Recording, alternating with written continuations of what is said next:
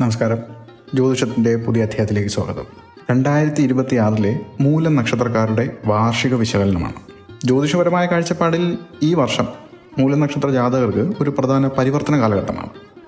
ഈ നക്ഷത്രത്തിൻ്റെ അധിപഗ്രഹം കേതുവായതിനാൽ ജീവിതത്തിൻ്റെ അടിസ്ഥാന സത്യങ്ങളെയും ആത്മീയ വേരുകളെയും തേടാനുള്ള ആന്തരിക പ്രേരണ ഉണ്ടാകും.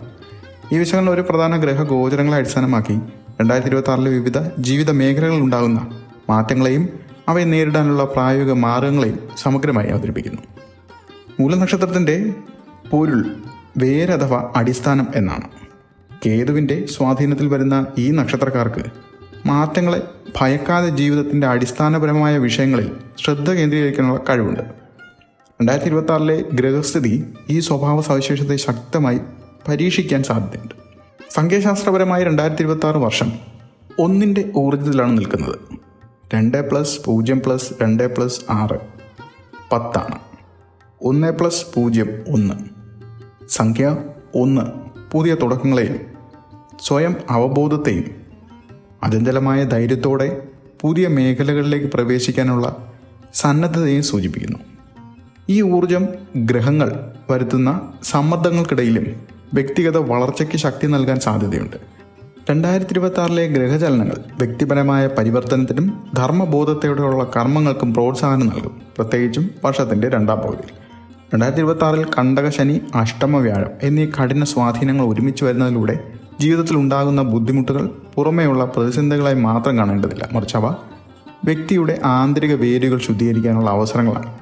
ഈ പ്രശ്നങ്ങളെല്ലാം മൂലം നക്ഷത്ര ജാതരെ കൂടുതൽ ധാർമ്മികവും അച്ചടക്കമുള്ളവരുമാക്കാൻ ലക്ഷ്യമിട്ടുള്ളതാണ്. അതിനാൽ ഈ വർഷത്തെ ക്ഷമയോടെയും സ്ഥിരതയോടെയും ഉള്ള ഒരു വർഷമായി കണക്കാക്കി മുന്നോട്ട് പോകേണ്ടത് അത്യാവശ്യമാണ്.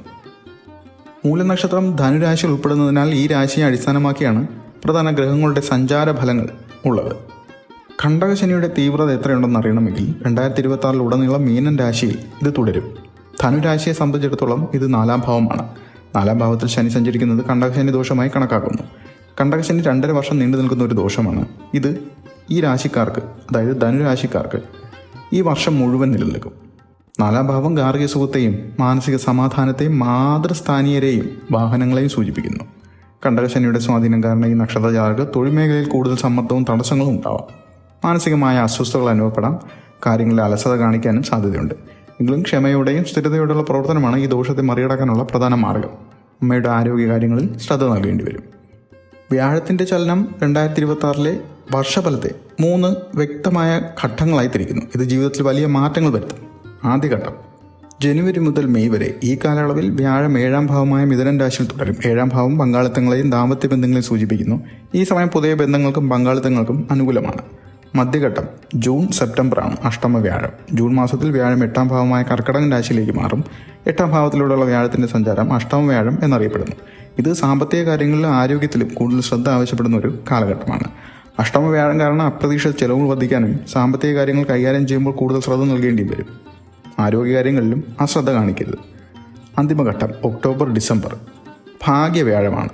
ഒക്ടോബറിൽ വ്യാഴം 9ാം ഭാവമായ ചിങ്ങൻ രാശിയിലേക്ക് മാറുന്നു. ഇത് ഭാഗ്യസ്ഥാനം ആയതിനാൽ ഈ വർഷം മൂലം ജാതകർക്ക് ലഭിക്കുന്ന ഏറ്റവും വലിയ അനുകൂലമായ മാറ്റമാണിത്. അഷ്ടമവ്യാഴം അവസാനിക്കുകയും ഭാഗ്യവ്യാഴം ആരംഭിക്കുകയും ചെയ്യുന്നതോടെ സാമ്പത്തിക സ്ഥിതി മെച്ചപ്പെടുകയും ഭാഗ്യസ്ഥാനത്തിലൂടെ ലാഭം ഉണ്ടാകുകയും ചെയ്യും. ഗുരുക്കന്മാരുടെയും പിതാവിൻ്റെയും പിന്തുണ ഈ സമയത്ത് ലഭിക്കാനും ഇടയുണ്ട്. രാഹു കേതുക്കളുടെ സഞ്ചാരം 2026 രാഹു കുംഭൻ രാശിയിൽ 3ാം ഭാവത്തിലാണ്. കേതു ചിങ്ങൻ രാശിയിൽ 9ാം ഭാവം തുടരുന്നത്. 3ാം ഭാവത്തിൽ രാഹു പൊതുവെ അനുകൂലമായ സ്വാധീനമാണ് നൽകുന്നത്. ധൈര്യവും ആത്മവിശ്വാസവും വർദ്ധിപ്പിക്കും. സഹോദരങ്ങളുമായുള്ള ബന്ധം മെച്ചപ്പെടുത്തുകയും ആശയവിനിമയം, മാധ്യമം, എഴുത്ത് എന്നീ മേഖലകളിൽ പ്രവർത്തിക്കുന്നവർക്ക് നേട്ടങ്ങൾ ഉണ്ടാക്കുകയും ചെയ്യും. കണ്ടകശനിയുടെ സമ്മർദ്ദത്തിൽ അലസത കൂടാനിടയുണ്ട്. എന്നാൽ 3ാം ഭാവത്തിൽ രാഹു നിൽക്കുന്ന ആത്മവിശ്വാസവും ധൈര്യവും കഠിനമായ കർമ്മങ്ങളിൽ ഏർപ്പെടാൻ നക്ഷത്ര ജാതരെ സഹായിക്കും. ഈ ആന്തരിക ശക്തി ഉപയോഗിച്ച് വെല്ലുവിളികൾ മറികടക്കാൻ സാധിക്കും. 9ാം ഭാവത്തിലെ കേതു ആത്മീയ കാര്യങ്ങളിൽ താല്പര്യം വർദ്ധിപ്പിക്കാൻ കാരണമാകും. വർഷത്തിൻ്റെ രണ്ടാം പകുതിയിൽ, പ്രത്യേകിച്ചും മെയ് മാസത്തിന് ശേഷം, ആഴത്തിലുള്ള ആത്മീയതയും മതപരമായ പ്രവർത്തനങ്ങളുള്ള പങ്കാളിത്തവും വർദ്ധിക്കും. നിഗൂഢ ശാസ്ത്രങ്ങളെക്കുറിച്ചുള്ള കൗതുകവും ഈ സമയത്തുണ്ടാകും. 2026 മൂലം നക്ഷത്ര ജാതകർക്ക് തൊഴിൽപരമായ സ്ഥിരതയും അന്താരാഷ്ട്ര അംഗീകാരവും നേടാനുള്ള ശക്തമായ പ്രചോദനം നൽകുന്നു. എന്നാൽ ശനിയുടെ സ്വാധീനം കാരണം ഈ നേട്ടങ്ങൾ അച്ചടക്കത്തിലൂടെയും ക്ഷമയിലൂടെയും മാത്രമേ ലഭിക്കൂ. വർഷത്തിൻ്റെ തുടക്കത്തിൽ തൊഴിൽ മേഖലയിൽ പെട്ടെന്നുള്ള മാറ്റങ്ങൾ, ഉത്തരവാദിത്തങ്ങളിലെ മാറ്റങ്ങൾ അല്ലെങ്കിൽ സ്ഥാപനപരമായ പുനഃസംഘടന എന്നിവയ്ക്ക് സാധ്യതയുണ്ട്. കണ്ടകശനിയുടെ സ്വാധീനം കാരണം ജോലിയിൽ സമ്മർദ്ദവും തടസ്സങ്ങളും ഉണ്ടാവാം. ഏപ്രിൽ മുതൽ ജൂൺ വരെ ഈ സമ്മർദ്ദത്തെ കരിയറിലെ അവസരങ്ങളായി കാണണം. പുതിയ കഴിവുകൾ നേടാനും ഭാവിയിലെ വലിയ അവസരങ്ങൾ അടിത്തറയിടാനും ഈ സമയം ഉപയോഗിക്കാവുന്നതാണ്. സ്ഥിരതയോടെയും ക്ഷമയോടെയുള്ള പ്രവർത്തനം ഈ കാലയളവിൽ അനിവാര്യമാണ്. വർഷത്തിൽ ഏറ്റവും വലിയ മുന്നേറ്റം സംഭവിക്കുന്നത് ഒക്ടോബറിൽ വ്യാഴം 9ാം ഭാവത്തിലേക്ക് മാറുന്നതിനാണ്. ഈ ഭാഗ്യവ്യാഴം കാരണം തൊഴിൽ രംഗത്ത് ശക്തമായ പുരോഗതിയും സ്ഥിരതയും സാധ്യതകളും പ്രതീക്ഷിക്കാം. നേതൃപരമായ റോളുകൾ ഏറ്റെടുക്കാനുള്ള അവസരങ്ങളും ലഭിക്കും. കഴിവുകൾ പ്രദർശിപ്പിക്കാനും സാധിക്കും. കരിയർ മാറ്റം ആഗ്രഹിക്കുന്നവർക്ക് ഈ വർഷത്തിൻ്റെ 2ാം പകുതി, പ്രത്യേകിച്ച് ഒക്ടോബറിന് ശേഷം ഉചിതമാണ്. സ്ഥിരതയോടെ പ്രവർത്തിച്ചാൽ ഈ വർഷം ഉൽപ്പാദനക്ഷമമായിരിക്കും. ജനുവരി മുതൽ മാർച്ച് വരെ അപ്രതീക്ഷിത ചെലവുകൾ നേരിടേണ്ടി വരും. ജൂൺ വരെ അപ്രതീക്ഷിത ചെലവുകൾ ഉണ്ടാകുമെന്നും ധനം കൈകാര്യം ചെയ്യുമ്പോൾ ശ്രദ്ധിക്കണമെന്നും മുന്നറിയിപ്പുകൾ ഉണ്ട്. ഏപ്രിൽ മുതൽ ജൂൺ വരെയുള്ള കാലയളവ് നിക്ഷേപങ്ങൾ നന്നായി ആസൂത്രണം ചെയ്യാനും സാമ്പത്തിക അടിത്തറ ശക്തമാക്കാൻ അവസരം നൽകുന്നു. പ്രത്യേകിച്ചും ജൂലൈയിലും ഓഗസ്റ്റിലും. അഷ്ടമ വ്യാഴം മൂലം ഊഹക്കച്ചവടങ്ങൾക്കോ പെട്ടെന്നുള്ള സാമ്പത്തികപരമായ തീരുമാനങ്ങൾക്കോ ഒഴിവാക്കണം. ഈ നക്ഷത്രജാതർക്ക് സാമ്പത്തിക കാര്യങ്ങളിൽ നിയന്ത്രിക്കാൻ ബുദ്ധിമുട്ടുണ്ടാവും. കൂടാതെ കടക്കണിയിൽ അകപ്പെടാൻ സാധ്യതയുള്ളതിനാൽ കഴിവതും പണം ചെലവഴിക്കാൻ ശ്രമിക്കുന്നത് ഉചിതമാണ്. ഒക്ടോബർ മുതൽ ഭാഗ്യവ്യാഴം അനുകൂലമാകുമ്പോൾ സാമ്പത്തിക അച്ചടക്കം പാലിച്ചെടുത്ത തീരുമാനങ്ങൾ ഫലം നൽകും. ഈ കാലയളവിൽ സാമ്പത്തിക സ്ഥിതി മെച്ചപ്പെടുത്തുകയും വർഷാവസാനം ഒരു സ്ഥിരമായ നിലയിൽ എത്താൻ സാധിക്കുകയും ചെയ്യും. സാമ്പത്തിക കാര്യങ്ങളിലെ അനിശ്ചിതത്വം കാണുമ്പോൾ ചെലവുകൾ ലളിതമാക്കാനും അത്യാവശ്യ കാര്യങ്ങളിൽ ശ്രദ്ധ കേന്ദ്രീകരിക്കാനും ശ്രമിക്കുന്നത് ഉചിതമായിരിക്കും. വർഷ ആരംഭം വൈകാരികമായ തീവ്രതയും ആവശ്യങ്ങൾ നിറഞ്ഞതുമായിരിക്കും. ഏപ്രിൽ മുതൽ ജൂൺ വരെ ചില വ്യക്തികൾ പഴയ ബന്ധങ്ങളോ ജീവിതത്തിലെ പഴയ പാറ്റേണുകളോ വീണ്ടും കണ്ടുവരാനുള്ള ഇടയുണ്ടാകും.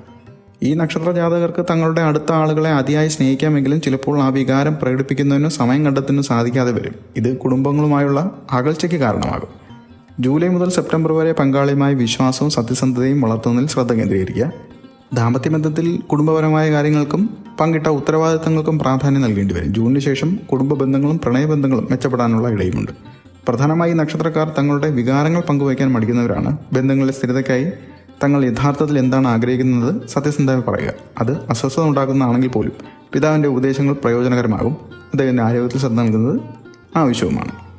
ആരോഗ്യപരമായ കാര്യങ്ങളിൽ ഈ വർഷം സമ്മർദ്ദത്തെയും ആന്തരിക സന്തുലിതാവസ്ഥയെ ആശ്രയിച്ചായിരിക്കും. കണ്ടകശനി കാരണം അലസത ഒഴിവാക്കുകയും യോഗ പോലുള്ള ശീലമാക്കുകയും ചെയ്യേണ്ടത് അത്യാവശ്യമാണ്.